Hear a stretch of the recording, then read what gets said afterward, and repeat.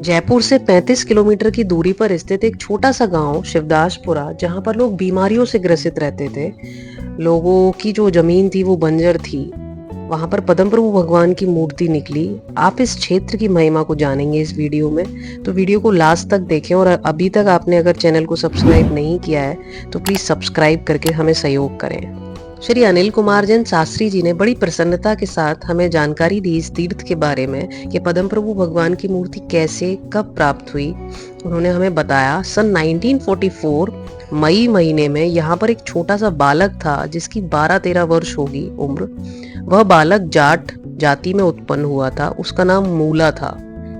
एक दिन बालक अपने घर को बनाने के लिए अपने घर की नींव को खोद रहा था। नींव को खोदते खोदते उसको एहसास हुआ कि जमीन के अंदर कुछ पत्थर जैसा है। तो उसने मिट्टी को हाथ से हटाया तो उसने पाया कि सफेद पाषाण की सुंदर मनोहारी पद्मासन प्रतिमा प्रकट हुई। वह बालक कुछ जानता नहीं था। उसने आसपास के लोगों को बुलाया। लोग वहां पहुंचे, जैन समाज के लोग भी वहां पहुंचे। उन्होंने देखा, तीर्थंकर भगवान की प्रतिमा को देखा और उनके दर्शन किए। आप लोगों को जानकर हैरानी होगी, यह प्रतिमा 18 वर्ष तक उसी स्थान पर रखी रही थी जहां से ये प्राप्त हुई थी।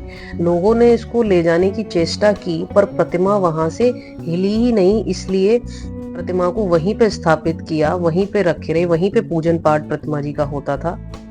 उस क्षेत्र पर जहां से पद्म प्रभु भगवान प्रकट हुए थे वहां पर चरण छत्री है। आप वहां जाके दर्शन कर सकते हैं।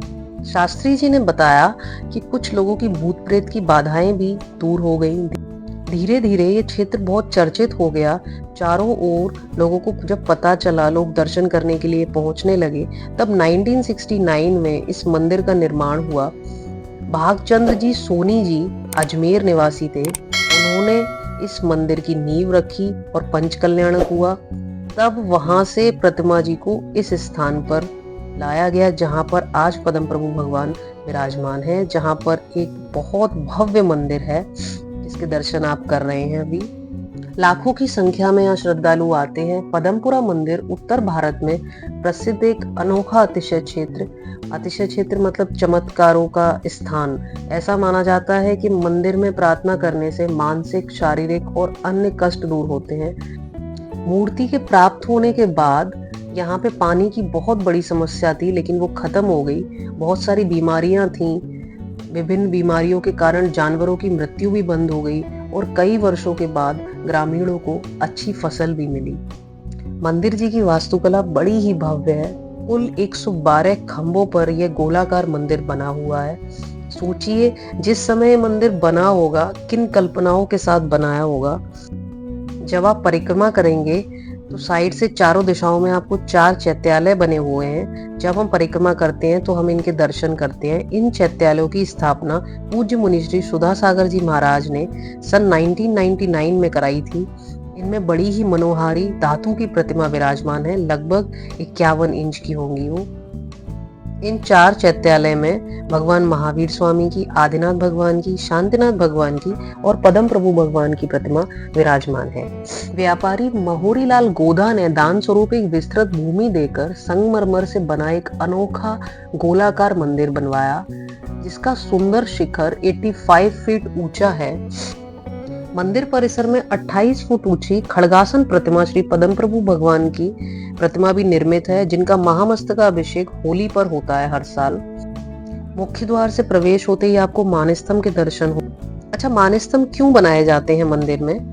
हम मंदिर में प्रवेश करें उससे पहले हमारा क्रोध, मान, माया, लोभ नष्ट हो। तत्पश्चात हम मंदिर के भीतर प्रवेश करें जिससे हम अधिक से अधिक पुण्य का अर्जन कर सकें। इसलिए मानस्तंभ की स्थापना की जाती है मंदिर में। यहाँ पुस्तकालय भी है। जो भी ग्रंथ आपको चाहिए यहाँ मिल जाएगा।